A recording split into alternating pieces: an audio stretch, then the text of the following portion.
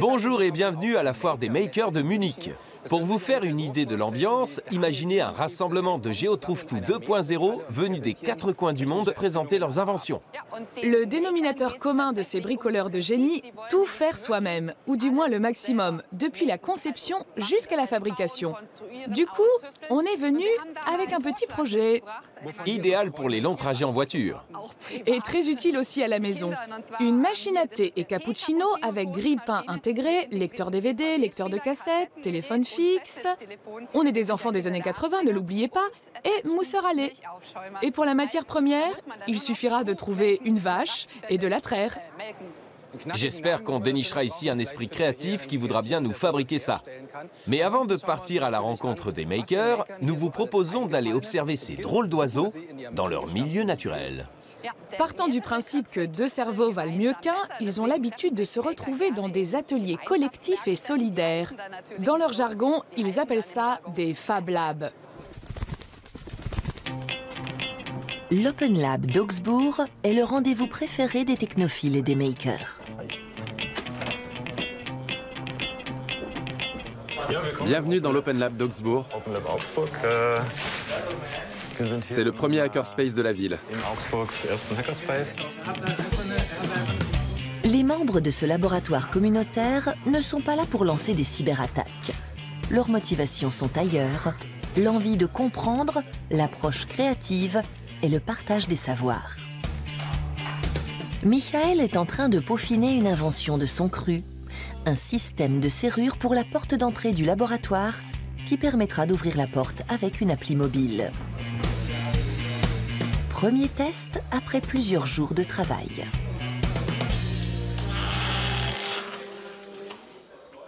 Ça marche.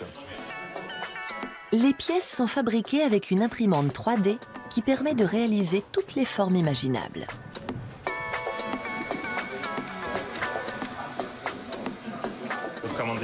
C'est un peu le principe du pistolet à colle. On injecte de la matière d'un côté et elle ressort à l'état liquide. L'objet, une pièce unique, est créée couche par couche au dixième de millimètre près.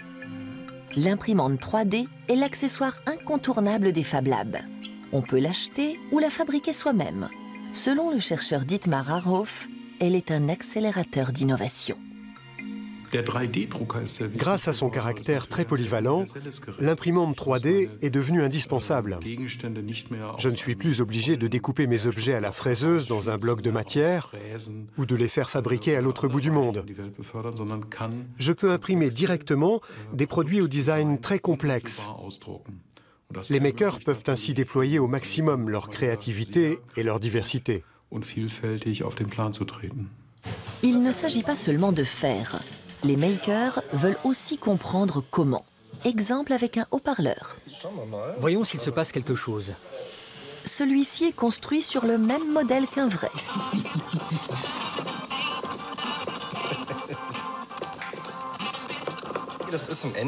En fin de compte, un haut-parleur, ce n'est rien d'autre qu'un électroaimant et une bobine. On a utilisé des assiettes en carton et une vieille boîte de bonbons en plastique qu'on a découpée.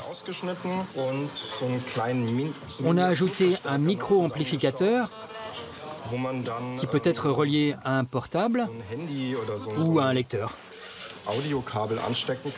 Comme ça, c'est plus pratique. Et ça fonctionne plutôt pas mal. Le Fab Lab propose aussi des ateliers de réparation ouverts à tous. Michael aide un novice à réparer le boîtier de commande de son biporteur. La plupart rachèteraient un boîtier neuf à 20 €. Ici, on le sauve de la casse et c'est reparti pour un tour. C'est bon. Fantastique. Vraiment génial. Autre particularité, les makers laissent souvent les instructions de montage de leurs inventions en accès libre sur Internet. Libre aux amateurs de les fabriquer, voire de les améliorer. C'est le cas de ce drone dont Michael a dessiné les plans. Les makers échangent leurs connaissances en ligne à l'échelle planétaire. Les makers sont présents dans tous les pays, sans exception. Si on veut remonter aux racines du mouvement, il faut se rendre aux États-Unis. La revue Make et les Maker Fairs sont d'abord apparus dans différents États américains. Et à partir de là, ils sont partis à la conquête du monde.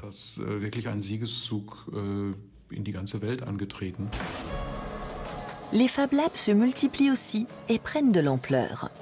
À l'Université technique de Munich, les makers disposent d'un espace de 1500 m² pour finaliser les projets qu'ils souhaitent commercialiser. Échange et collaboration y sont les maîtres mots. Les étudiants sont en train de tester, sur des bancs d'essai faits maison, des turbogénérateurs pour la production d'électricité. Ce gant est déjà à un stade plus avancé et sera bientôt sur le marché. Conçu pour l'industrie automobile, il sert à la fois de gant de protection et de scanner. Le boîtier contient un scanner de code barre avec caméra intégrée. Je scanne le code et je sais si c'est la bonne pièce ou non. Et l'info est transmise par radio. Le projet du gant a commencé par un petit bricolage entre amis. Il arrive un moment où il faut que ça nous rapporte de l'argent. Soit on considère ça comme un hobby, et on va travailler tous les jours dans une grosse boîte d'électronique, par exemple, soit on essaie de combiner les deux. Évidemment, on sait qu'on aura besoin d'un marché, de clients, et qu'on ne pourra plus faire n'importe quoi, n'importe comment.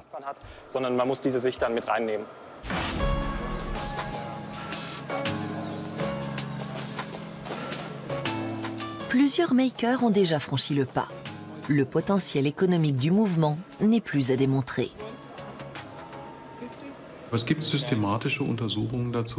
Toutes les études confirment que ces bricoleurs high-tech constituent un immense réservoir d'innovation. Et cela intéresse au plus haut point les entreprises industrielles et commerciales.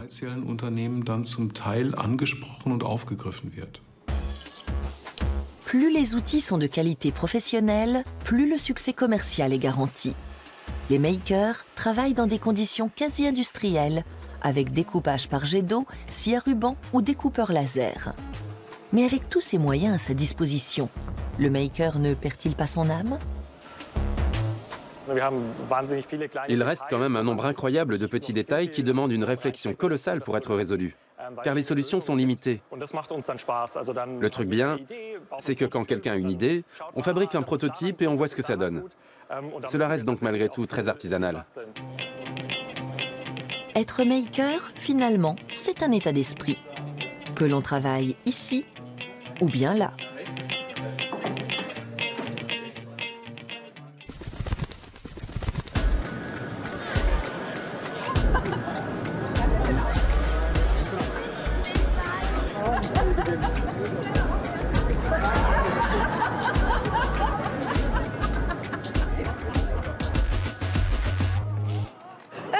C'est trop génial. Une autre caractéristique de la communauté des makers, c'est bel et bien la notion de plaisir. On vient d'assister à un match de robofoot. Oh là là, ces garçons alors. Ça prouve aussi qu'ils ont de l'ambition. Ils veulent créer le meilleur robot footballeur du monde. Même s'ils sont encore un peu raides et qu'ils tombent souvent sur le nez, ces petits gars pourraient bien gagner la Coupe du Monde de foot en 2050. Quoique, ils sont peut-être un peu petits. C'est tout juste s'ils peuvent se relever tout seuls, mais au moins ils essaient. Ils ne sont pas tout à fait au point, mais ça montre que les makers n'ont peur de rien. Même pas de se frotter à une technologie aussi pointue que la robotique.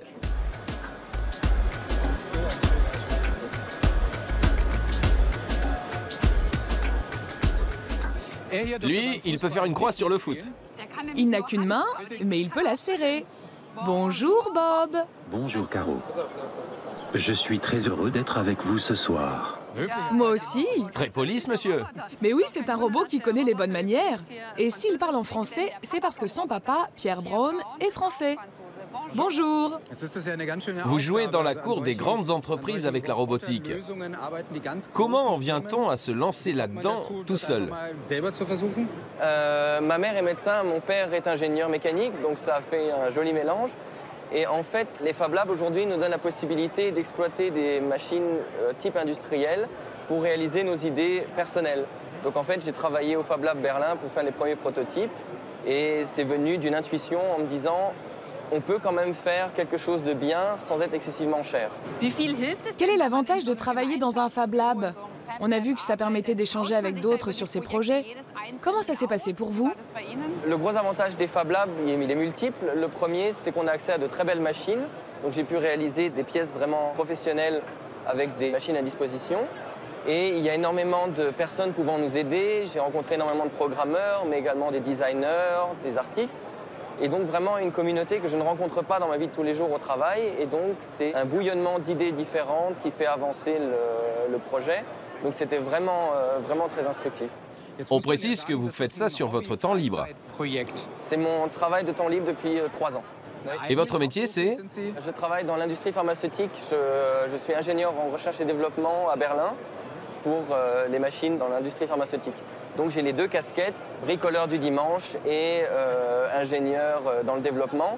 Et c'est pour ça que j'ai pu développer aussi loin un projet aussi complexe. J'ai pu utiliser dans les 2. Comment on saute le pas? Est-ce que c'est une sorte d'objectif professionnel ou devient-on maker simplement parce qu'on aime bien bricoler? Beaucoup sont déjà makers sans le savoir et tous ceux qui bricolent un peu le dimanche ou qui ont des idées comme ça le sont déjà. Être un maker, c'est d'avoir la possibilité de le faire. Les imprimantes 3D ont beaucoup aidé. Les découpeuses laser aussi nous donnent beaucoup de liberté de le faire. Je peux seulement inviter les bricoleurs du dimanche à venir dans un Fab Lab et à venir jouer avec nos machines. Ça ouvre vraiment de nouvelles perspectives. En parlant de perspectives, quelles sont celles de Bob? Est-ce que vous l'avez construit juste pour le plaisir ou bien envisagez-vous de le commercialiser un jour? Le début et le truc principal, c'est d'avoir du plaisir. Et j'ai eu beaucoup de plaisir à travailler sur Bob. J'en ai encore beaucoup aujourd'hui.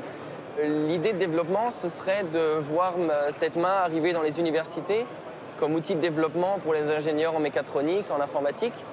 L'idée, ce serait de remplacer les pièces imprimées 3D en intégrant des capteurs pour ensuite pouvoir écrire des algorithmes et améliorer les fonctionnalités de la main.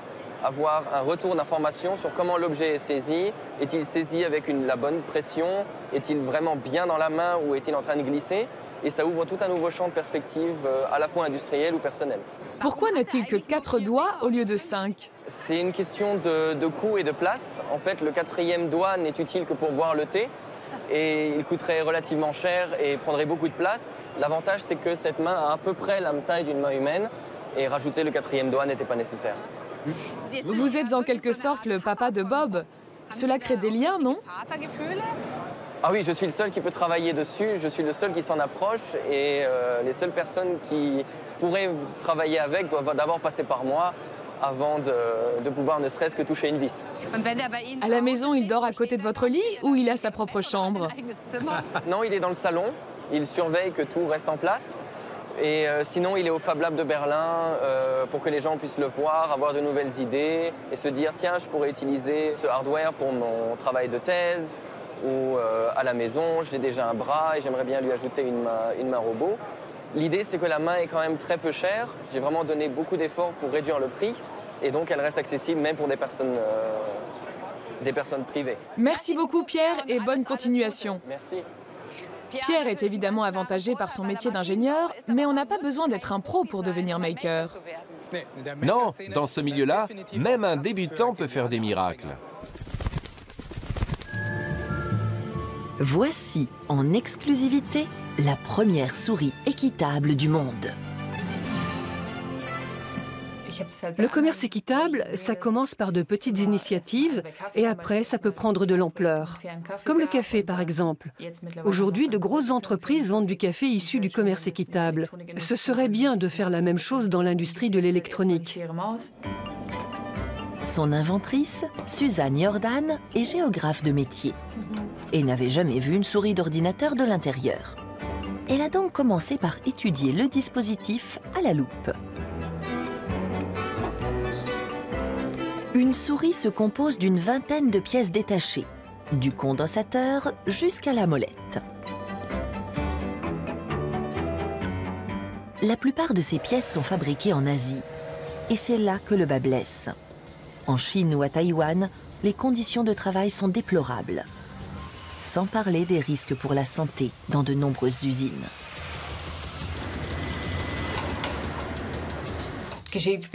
Les salariés sont en contact avec des substances toxiques et ne portent aucune tenue de protection, soit parce qu'ils n'en ont pas, soit parce qu'elles les gênent pour travailler, et comme ils ont des quotas journaliers de production, ils ne la mettent pas. Je préfère savoir que la fabrication des composants et l'assemblage sont effectués par des entreprises qui pratiquent des conditions de travail correctes. C'est le début d'un parcours du combattant. Qu'entendez-vous exactement par pays fiable? Suzanne exige des fabricants et des fournisseurs qu'ils puissent justifier d'une production équitable. Le problème, c'est que la chaîne d'approvisionnement est très complexe. Quand j'achète des pièces détachées, je peux à la rigueur savoir d'où elles viennent. Mais pour connaître l'identité des sous-traitants ou l'origine des matières premières, c'est plus difficile. Malheureusement, une souris 100% équitable n'est pas réalisable.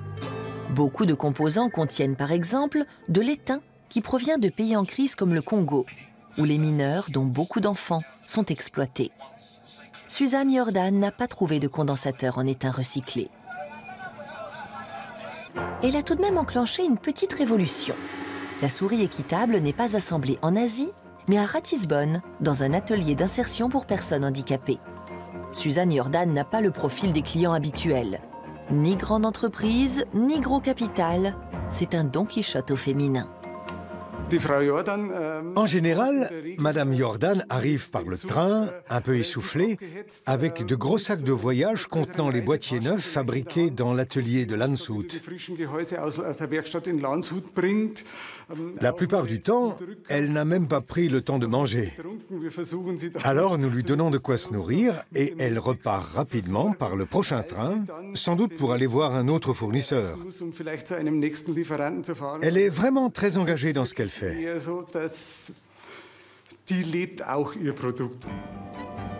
Au bout de 3 ans, la première souris équitable du monde est une réalité.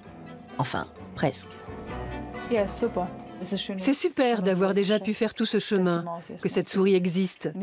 Je planche déjà sur une nouvelle version. Elle aura peut-être un câble issu du commerce équitable, ou la molette, ou les deux. Elle doit devenir de plus en plus équitable, jusqu'à l'être totalement. Suzanne a ouvert un créneau où aucune multinationale ne veut s'aventurer.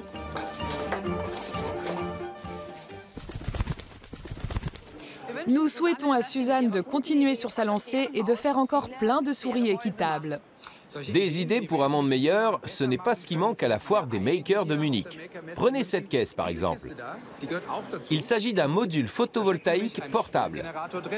Elle contient un groupe électrogène qui fonctionne grâce à l'énergie solaire. Et maintenant, je me tourne vers Léonie Gildein, qui fait partie de ce projet, et nous allons monter le générateur ensemble.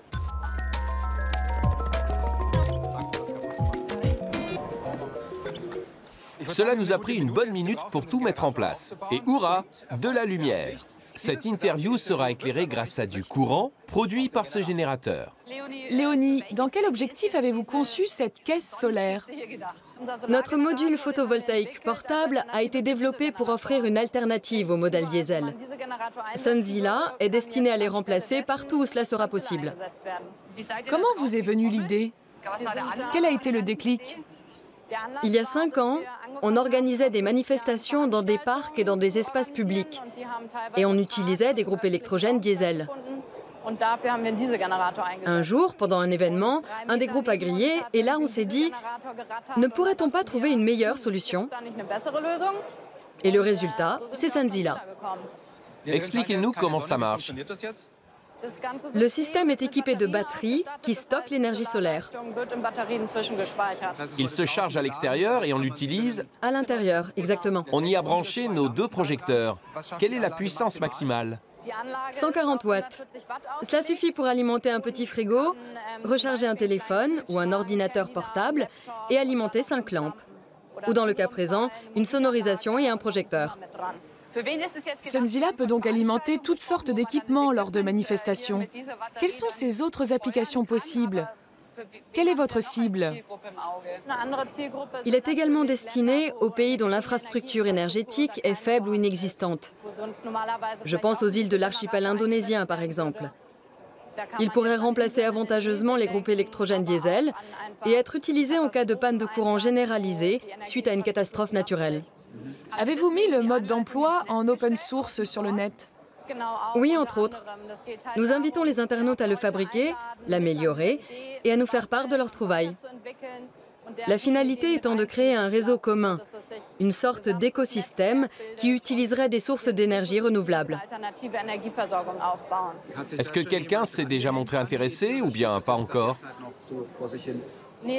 En Belgique, un enseignant a construit le groupe électrogène solaire avec sa classe. Et sur la foire, des gens sont venus nous dire qu'ils allaient télécharger les instructions pour fabriquer un Sunzilla. Et vous touchez des bénéfices? Tout à fait. Mettre un projet sous licence libre ne veut pas dire que ça ne vous rapporte rien. Nous allons passer à la phase de développement final et nous proposerons Sunzilla à la vente. Belle idée. Merci et bonne chance. Il faut quand même un minimum de connaissances techniques pour penser à ça. Nous, on n'aurait pas les compétences. Mais il existe un autre moyen d'être un maker, en donnant un second souffle à des objets en fin de vie. Certains appellent cela une déchetterie. Alexandra et Kerstin, deux étudiantes en sociologie, y voient plutôt une véritable mine de matières premières. Nous avons appris à apprécier les déchetteries à leur juste valeur. Pour moi, récupérer les déchets est un travail qui a du sens.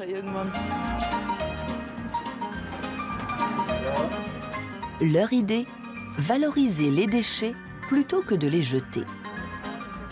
Plus concrètement, faire du neuf avec du vieux. Selon les statistiques, chaque Allemand produirait 23 kilos de déchets électroniques par an.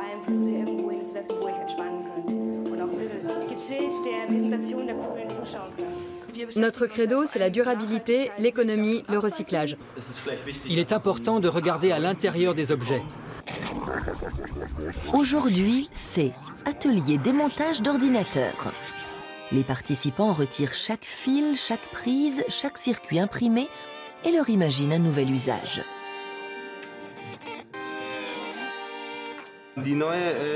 C'est la nouvelle définition du hipster. Celui qui démonte le haut-parleur d'un vieux PC et le recycle en écouteur. Le démontage prend du temps et l'atelier de 2 heures n'est qu'un début.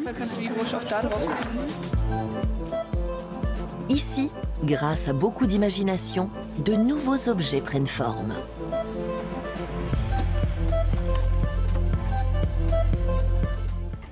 C'est un dessous de verre fabriqué à partir d'un CD. Un vieux CD dont plus personne ne voulait. On a découpé une photo et on l'a collée dessus. Avec cette capsule d'expresso compressée, on a créé un beau pendentif. Ça, c'est encore un bijou. On a repassé un morceau de plastique pour en faire une boucle d'oreille. Avec une chambre à air de vélo, on peut fabriquer un portefeuille.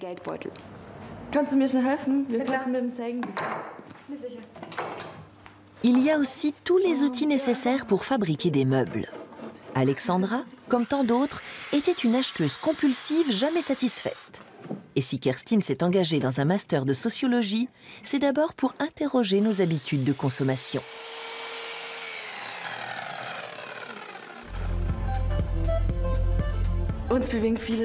Beaucoup de choses influencent notre comportement, à commencer par notre façon de consommer et ce que nous consommons.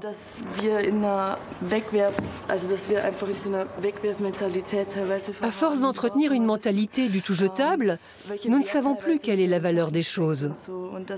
On les achète et on les jette. Nous voulons les recycler. Nous voulons transformer les déchets en or. C'est d'ailleurs la signification du nom de notre association, Klumgold. Comment créer une table d'appoint avec une pile de livres et un vieux 33 tours? Nous voulons que les gens sachent qu'ils peuvent venir bricoler chez nous. Avec nous, on les aidera. Nous avons une page Facebook et nous avons créé un groupe où nous partageons des informations. Ça marche super bien. On a bien fait d'essayer.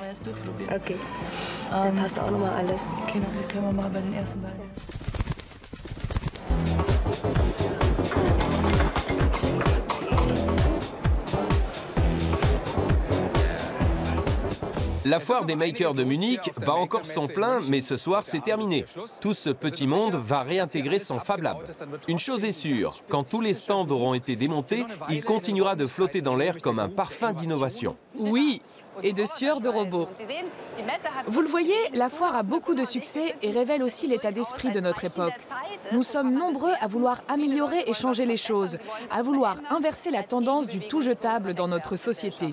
Si ça vous intéresse, beaucoup de makers publient leurs plans sur Internet. Vous n'avez qu'à aller voir et essayer. Oui, lancez-vous. Gunnar et moi, on n'abandonne pas l'espoir de voir notre machine prendre forme un jour. Et peut-être même que vous pourrez la trouver en ligne. Sur ce, on vous dit à la prochaine.